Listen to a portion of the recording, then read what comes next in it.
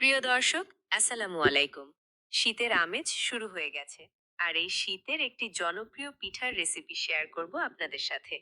রসালো এবং নরম তুলতুলে দুধ পাকন পিঠা খুবই সহজভাবে বানিয়ে দেখাবো। এই পিঠাটি বানানো খুবই সহজ, কিন্তু স্বাদের দিক থেকে অনন্য। এই শীতে একবার না বানিয়ে খেলে কিন্তু মিস করে ফেলবেন। তো চলুন কথা না বাড়িয়ে শুরু করা যাক মজাদার দুধ পাকন তৈরি। আর অনেকে বলেন পিঠাগুলো নাকি শক্ত হয়। রেসিপিটি ফলো করে বানালে এই পিঠাগুলো হবে একদম নরম তুলতুলে, আর খেতে হবে অসাধারণ। একটা পাত্রে 2 কাপ পানি নিয়ে নিলাম। পানির সাথে 1 চা চামচ লবণ মিশিয়ে দিলাম। এখন পানির বলক আসা পর্যন্ত অপেক্ষা করব। দর্শক, আপনি যদি রান্নার রেসিপি চ্যানেলে নতুন হয়ে থাকেন তাহলে সাবস্ক্রাইব করার অনুরোধ থাকবে। আর যদি ফেসবুক বা অন্য মাধ্যমে দেখে থাকেন তাহলে ফলো করে পাশে থাকবেন আশা করি। বাই দ্য ওয়ে, বলক চলে আসলে 2 কাপ পরিমাণ চালের গুঁড়া দিয়ে দিব। চালের গুঁড়া দিয়ে ঢাকনা লাগিয়ে দিব 5 মিনিটের জন্য। ঢাকনা উঠিয়ে চাউলের গুঁড়া নেড়ে চেড়ে পানির সঙ্গে ভালো করে মিশিয়ে নিব। এভাবে চালের গুঁড়া সিদ্ধ করে নিতে হবে। হাতে সময় থাকলে চুলা বন্ধ করে 5 মিনিটের জন্য ঢাকনা লাগিয়ে ঢেকে রাখতে পারেন। চুলা থেকে নামিয়ে আটার সাথে এখন একটা ডিম অ্যাড করতে হবে। ডিম ভেঙে দিয়ে আটার সাথে খুব ভালো করে মেখে নিতে হবে। গরম থাকা অবস্থায় ডিমটা মেখে নিতে হবে। আমরা খুব ভালো করে আটাটা মেখে নিয়েছি। মেখে নেওয়া হয়ে গেলে ডো ঠিক এরকম নরম তুলতুলে হবে। ডোটা যাতে হাতে লেগে না যায় এজন্য হাতে একটু তেল মেখে নিতে হবে। এখন পরিমাণ মতো ডো নিয়ে হাতে ঘুরিয়ে ছোট বল আকৃতির তৈরি করব। আপনারা চাইলে একটি চামচ দিয়ে মেপে মেপে ডোটা নিতে পারেন, তাহলে সবগুলো পিঠার সাইজ ঠিক থাকবে। যেমন দেখতে পাচ্ছেন, এমন ভাবে গোল বল তৈরি করব। গোল বল হয়ে গেলে হাত দিয়ে হালকা একটু চাপ দিয়ে চ্যাপ্টা করে নিব।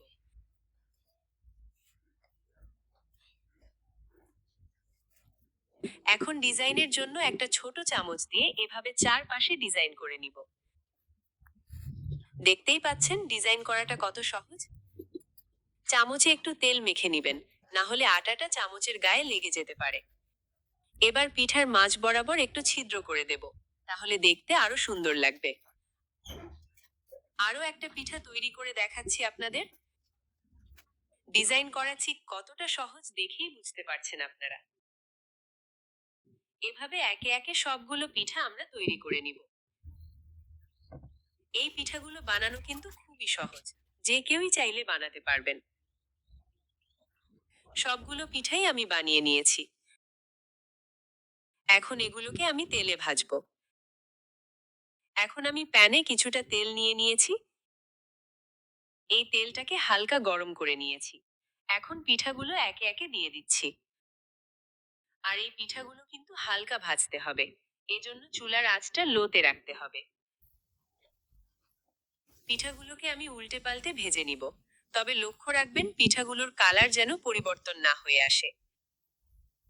পিঠাগুলো সাদা রাখতে হবে, কালার আসা যাবে না। এই পিঠা সাদাই বেশি সুন্দর লাগে দেখতে। তো পিঠাগুলোকে আমি উল্টে পাল্টে ভেজে নিয়েছি। এখন আমি নামিয়ে নিব। বাকি পিঠাগুলো আমরা একইভাবে ভেজে নিব। এখন দুধের একটা শিরা তৈরি করতে হবে পিঠাগুলো ভেজানোর জন্য। আমরা 1 কেজি দুধ নিয়েছি। এটা জাল করে হাফ কেজি করে নিব। আপনারা চাইলে দুধের পরিমাণ এখানে কম বেশি করতে পারেন। সেক্ষেত্রে গুঁড়া দুধও কম বেশি করতে হবে। এখন দুধের সাথে অ্যাড করব হাফ কাপ চিনি। যারা মিষ্টি খেতে বেশি পছন্দ করেন তারা চাইলে আরো চিনি অ্যাড করতে পারেন। ভালোভাবে নেড়েচেড়ে চিনিটাকে দুধের সাথে মিশিয়ে জাল করে নিব। ফ্লেভারের জন্য দিয়ে দিচ্ছি 3-4টে এলাচ। শিরাটাকে আমরা আরো কিছুক্ষণ জাল করে নিব। এখন সামান্য পরিমাণ লবণ অ্যাড করব। অনেকেই মিষ্টির সাথে লবণ খেতে চান না, তারা লবণটা স্কিপ করতে পারেন। দুধের শিরাটা আমাদের তৈরি হয়ে গেছে। এখন আমরা পিঠাগুলো দুধের শিরার মধ্যে দিয়ে দিব। পিঠাগুলো দেওয়ার পর কিন্তু কোনোভাবেই জাল দেওয়া যাবে না, তাহলে পিঠাগুলো গলে যেতে পারে। আর গলে গেলে খেতে কিন্তু আর ভালো লাগবে না। এখন চুলাটা বন্ধ করে দিয়ে পিঠাগুলো একে একে দিয়ে দিতে হবে।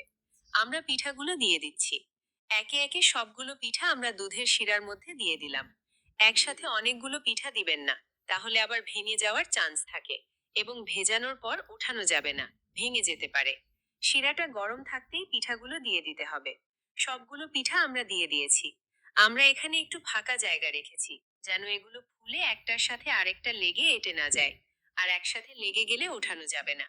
পিঠাগুলোকে এ পর্যায়ে আমরা ঢেকে কিছু সময়ের জন্য রেস্টে রেখে দিব। পিঠাগুলো আমরা 1 ঘন্টার মতো ভিজিয়ে নিব। দর্শক, আমরা ফিরে আসছি 1 ঘন্টা পরে। পিঠাগুলো আমরা 1 ঘন্টার মতো ভিজিয়ে নিয়েছি। আপনাদেরকে 1 ঘন্টা পরে দেখাচ্ছি পিঠাগুলো রসে ভিজে কেমন টইটুম্বুর হয়ে গেছে। পিঠাগুলো ভিজে অনেকটাই কিন্তু ফুলে উঠেছে, আর নরম তুলতুলে হয়ে গেছে। পিঠাগুলো দেখেই কিন্তু বুঝতে পারছেন পিঠাগুলো কতটা ফুলে টইটুম্বুর হয়েছে। আপনারা চাইলে বিকালে তৈরি করে সারা রাত এই পিঠাগুলো ভিজিয়ে নিতে পারেন। তাহলে আরো বেশি নরম, তুলতুলে এবং খেতেও অনেক সুস্বাদু হবে। একই সাথে আরো বেশি ফুলে উঠবে। আর শীতের সকালে এই দুধ পাকন পিঠা খেতেও কিন্তু অনেক ভালো লাগবে। একটা পিঠা আপনাদের কেটে দেখাচ্ছি, এগুলোর মাঝে কতটা রস ঢুকেছে সেইটা বোঝার জন্য। দর্শক, আপনারা যদি রেসিপিটি ফলো করে এই দুধ পাকন পিঠাগুলো বানান, তাহলে কিন্তু ভিতরে শক্ত থাকবে না এবং এরকম সফট হবে পিঠাগুলো। আমরা মাত্র 1 ঘন্টা ভিজিয়ে রেখেছিলাম, তাতেই পিঠাগুলো ভিজে গেছে। আর আপনারা যদি আরো একটু বেশি নরম খেতে চান, তাহলে সারা রাতের জন্য ভিজিয়ে রাখতে পারেন। দেখতেই পাচ্ছেন কত সহজেই পিঠাগুলো কেটে নিচ্ছি।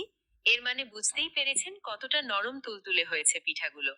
দর্শক, রেসিপিটি যদি ভালো লাগে তাহলে বাসায় একবার ট্রাই করতেই পারেন। আমরা চেষ্টা করেছি খুব সহজভাবে রেসিপিটা দেখাতে। আর এরকম মজাদার রেসিপি পেতে লাইক, কমেন্টস এবং শেয়ার করে পাশে থাকবেন আশা করি। তো সবাই অনেক বেশি ভালো থাকবেন। আল্লাহ হাফেজ।